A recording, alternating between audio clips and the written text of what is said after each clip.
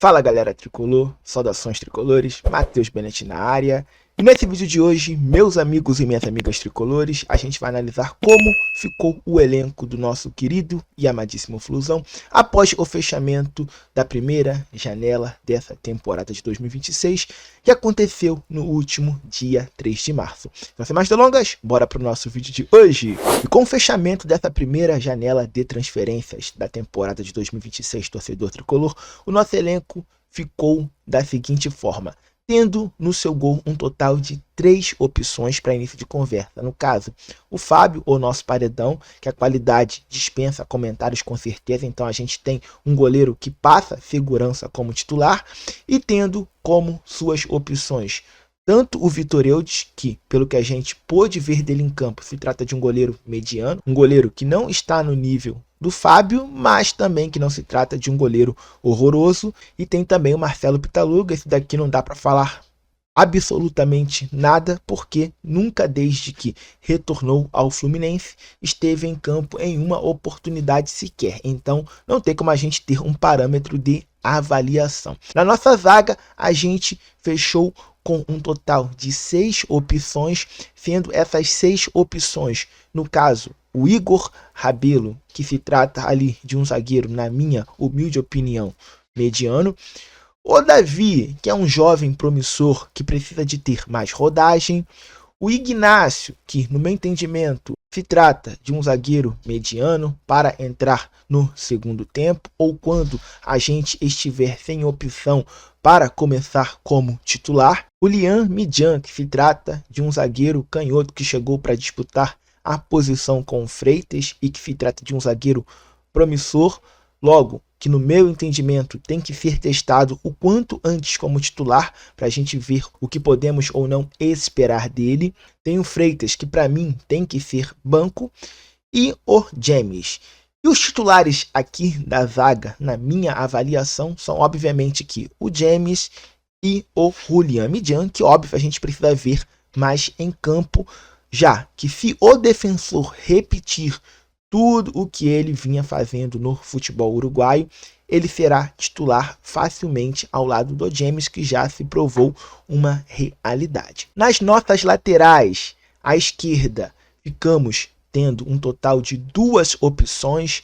Na ocasião, o Guilherme Arana, que é lateral de seleção e que, na minha humilde opinião, tem que ser o titular da nossa lateral esquerda, e o René. O René, que vem fazendo sim boas partidas, sendo o mais justo e honesto com vocês, mas não tem como a gente comparar a qualidade do Guilherme Arana e do René. É outra prateleira. Por isso, o Guilherme Arana tem que ser o titular.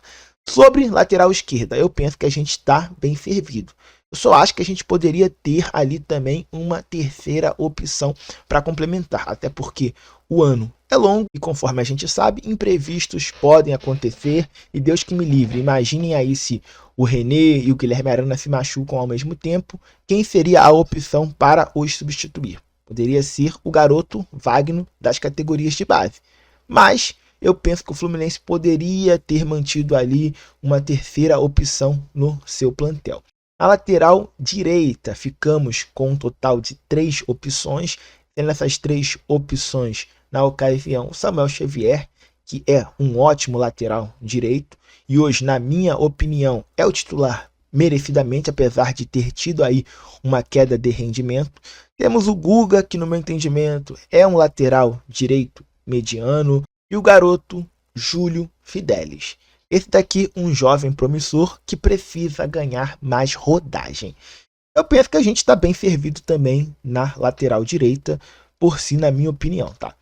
Indo para o nosso meio de campo, a gente ficou com um total de 6 volantes, sendo 3 desses 6 volantes que atuam preferencialmente como primeiro volante e 3 desses 6 volantes que atuam preferencialmente como segundo volante. Preferencialmente como primeiro volante, a gente ficou tendo Facundo Bernal, que na minha opinião é o titular e que se trata de um volante super qualificado, tá? Hércules, que também, no meu entendimento, briga ali ferrenhamente com o Facundo Bernal por titularidade nessa primeira volância e o Otávio que vem atrás, na minha opinião, dos demais. Como segundo volante, a gente ficou tendo como opções aí o Nonato, que é, na minha opinião, bom volante sim. O Martinelli, que dispensa comentários, com certeza que é ótimo volante.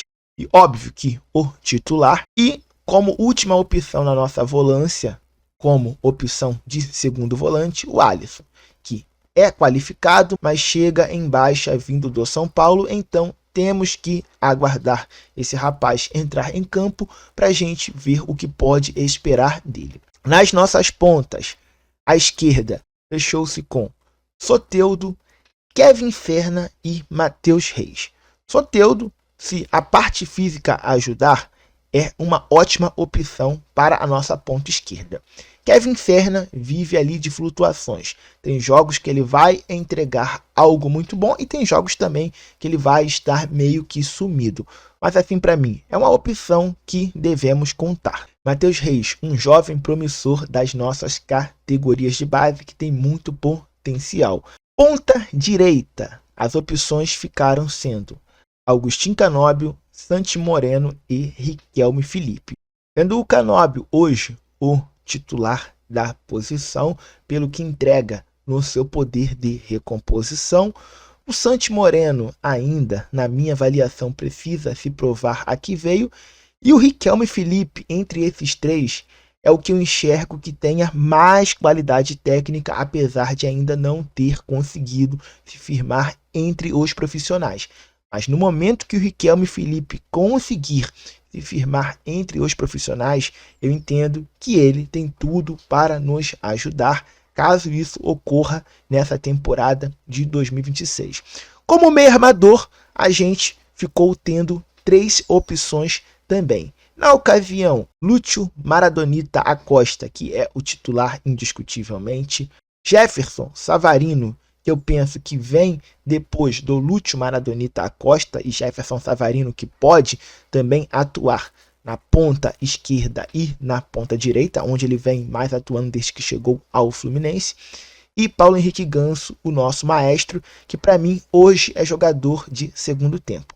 Entrar com o Ganso no início das partidas, eu penso que acaba prejudicando o dinamismo da nossa equipe. Mas, para segundo tempo, o Ganso consegue entrar e, pegando a equipe adversária cansada, ser um jogador muito útil à nossa equipe.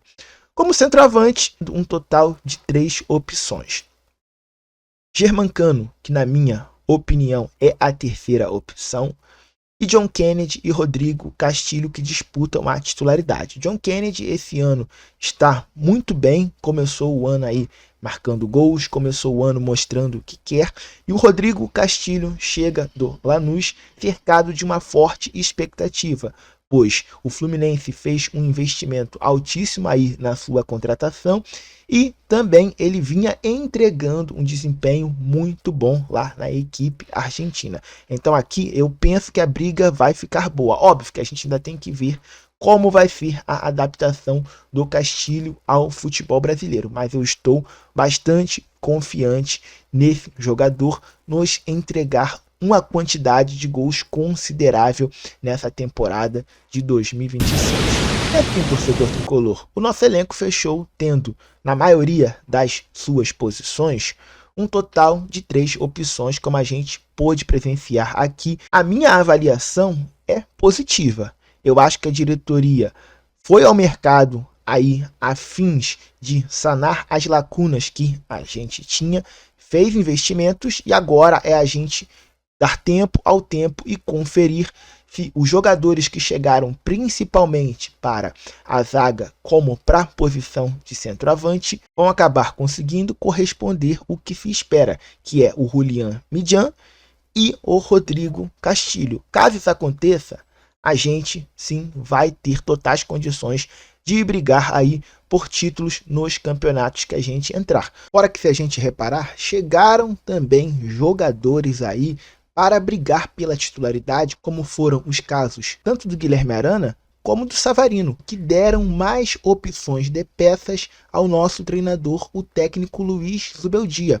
Então não foi somente uma janela a fins de buscar trazer jogadores para sanar as lacunas que esse elenco tinha em relação à temporada de 2025, mas sim uma janela visando dar plantel, dar opções para o Zubeldia poder variar aí de acordo com a bateria de jogos que vai chegar mais à frente. Mas e você, torcedor tricolor, o que achou do elenco do nosso querido e amadíssimo Flusão após o fechamento da primeira janela de transferências desse ano de 2026?